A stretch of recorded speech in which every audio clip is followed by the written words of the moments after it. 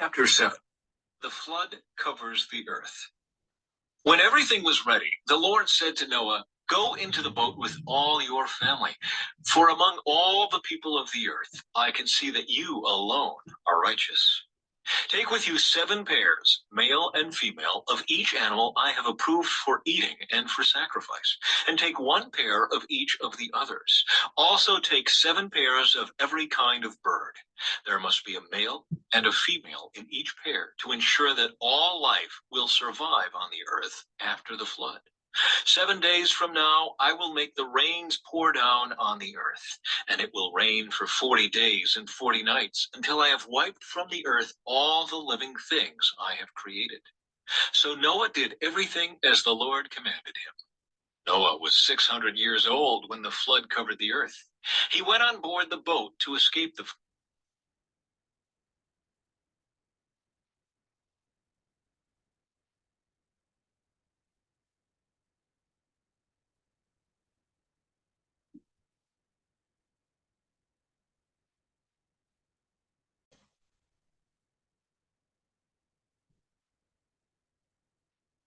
he and his wife, and his sons and their wives.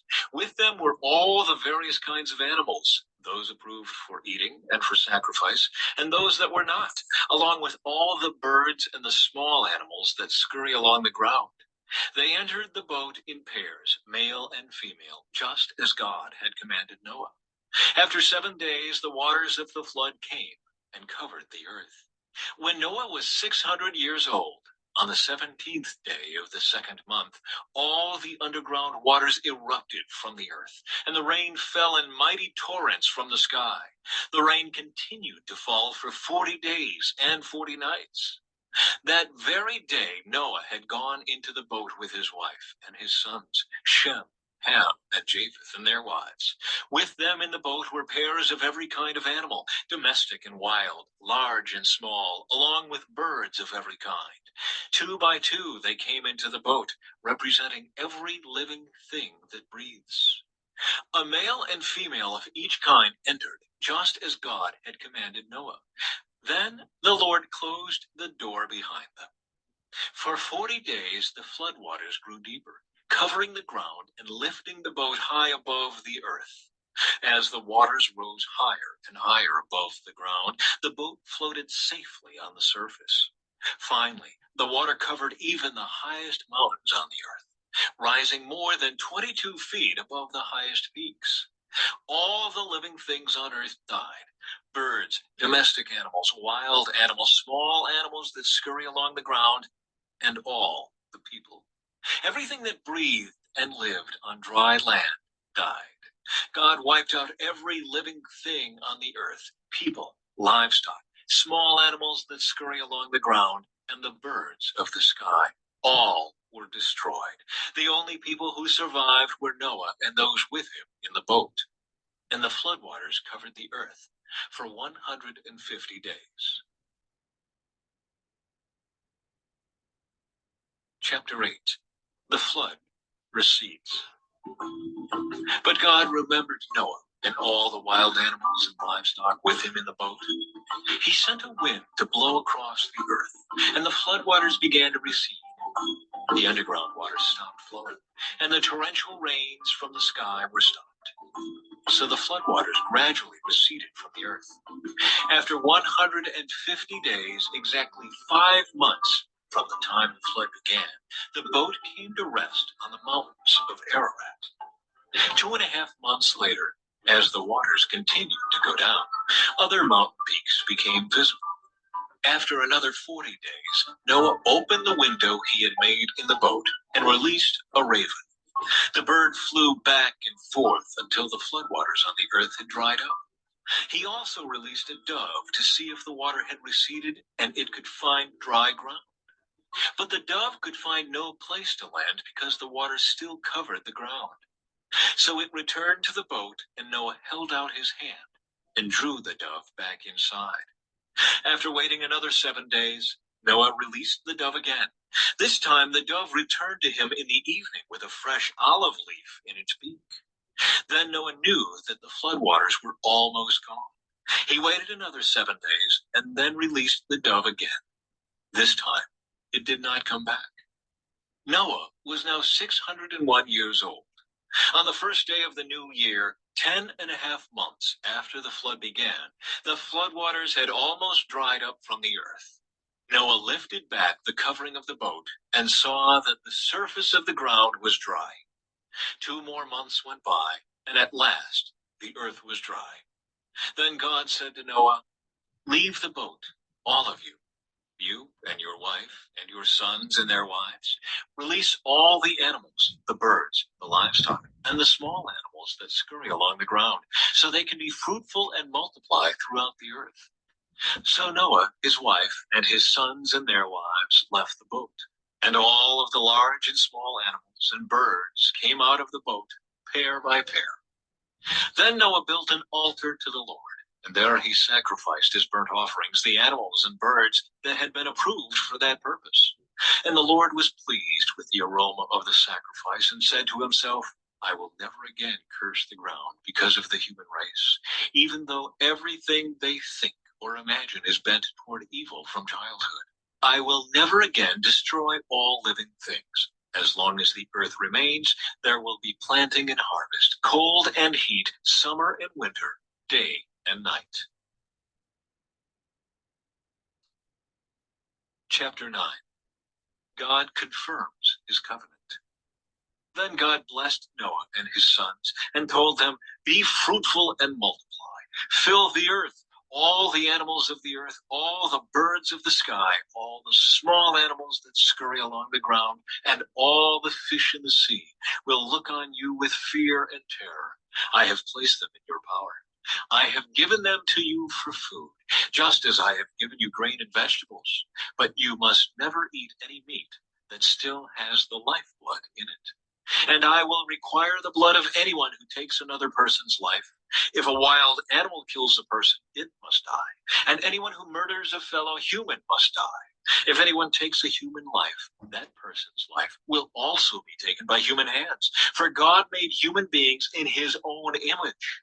Now be fruitful and multiply and repopulate the earth." Then God told Noah and his sons, "I hereby confirm my covenant with you and your descendants, and with all the animals that were on the boat with you, the birds, the livestock, and all the wild animals, every living creature on earth. Yes, I am confirming my covenant with you. Never again will floodwaters kill all living creatures. Never again will a flood destroy the earth." Then God said, "I am giving you a sign of my covenant with you and with all living creatures for all generations to come. I have placed my rainbow in the clouds. It is the sign of my covenant with you and with all the earth. When I send clouds over the earth, the rainbow will appear in the clouds, and I will remember my covenant with you and with all living creatures. Never again will the floodwaters destroy all life. When I see the rainbow in the clouds, I will remember the eternal covenant between God and every living creature on earth." Then God said to Noah, "Yes, this rainbow is the sign of the covenant I am confirming with all the creatures on earth." Noah's sons. The sons of Noah who came out of the boat with their father were Shem, Ham, and Japheth. Ham is the father of Canaan. From these three sons of Noah came all the people who now populate the earth. After the flood, Noah began to cultivate the ground, and he planted a vineyard. One day he drank some wine he had made, and he became drunk and lay naked inside his tent. Ham, the father of Canaan, saw that his father was naked and went outside and told his brothers. Then Shem and Japheth took a robe, held it over their shoulders, and backed into the tent to cover their father. As they did this, they looked the other way so they would not see him naked. When Noah woke up from his stupor, he learned what Ham, his youngest son, had done. Then he cursed Canaan, the son of Ham. "May Canaan be cursed, may he be the lowest of servants to his relatives." Then Noah said, "May the Lord, the God of Shem, be blessed, and may Canaan be his servant. May God expand the territory of Japheth. May Japheth share the prosperity of Shem, and may Canaan be his servant." Noah lived another 350 years after the great flood. He lived 950 years and then he died. Chapter 10. This is the account of the families of Shem, Ham, and Japheth, the three sons of Noah. Many children were born to them after the great flood. Descendants of Japheth. The descendants of Japheth were Gomer, Magog, Madai, Javan, Tubal, Meshach, and Tiras. The descendants of Gomer were Ashkenaz, Ribbeth, and Togarmah. The descendants of Javan were Elisha, Tarshish, Kittim, and Rodanim. Their descendants became the seafaring peoples that spread out to various lands, each identified by its own language, clan, and national identity. Descendants of Ham. The descendants of Ham were Cush, Mizraim, Put, and Canaan. The descendants of Cush were Seba, Havilah, Sabta, Raima, and Sabtika. The descendants of Raima were Sheba and Dedan. Cush was also the ancestor of Nimrod, who was the first heroic warrior on earth. Since he was the greatest hunter in the world, his name became proverbial. People would say, "This man is like Nimrod, the greatest hunter in the world." He built his kingdom in the land of Babylonia, with the cities of Babylon, Erech, Akkad, and Calneh. From there, he expanded his territory to Assyria, building the cities of Nineveh, Rehoboth-ir, Calah, and Rezin, the great city located between Nineveh and Calah. Mizraim was the ancestor of the Ludites, Anamites, Lehabites, Naphtuhites, Pathrusites, Casluhites, and the Caphtorites, from whom the Philistines came. Canaan's oldest son was Sidon, the ancestor of the Sidonians. Canaan was also the ancestor of the Hittites, Jebusites, Amorites, Girgashites, Hivites, Arkites, Sinites, Arvadites, Zamorites, and Hamathites. The Canaanite clans eventually spread out, and the territory of Canaan extended from Sidon in the north to Gerar and Gaza in the south, and east as far as Sodom, Gomorrah, Admah, and Zeboim near Lasha. These were the descendants of Ham, identified by clan, language, territory, and national identity. Descendants of Shem. Sons were also born to Shem, the older brother of Japheth. Shem was the ancestor of all the descendants of Eber. The descendants of Shem were Elam, Asher, Arphaxad, Lud, and Aram. The descendants of Aram were Uz, Hul, Gether, and Mash. Arphaxad was the father of Shelah, and Shelah was the father of Eber. Eber had two sons. The first was named Peleg, which means division, for during his lifetime the people of the world were divided into different language groups. His brother's name was Joktan.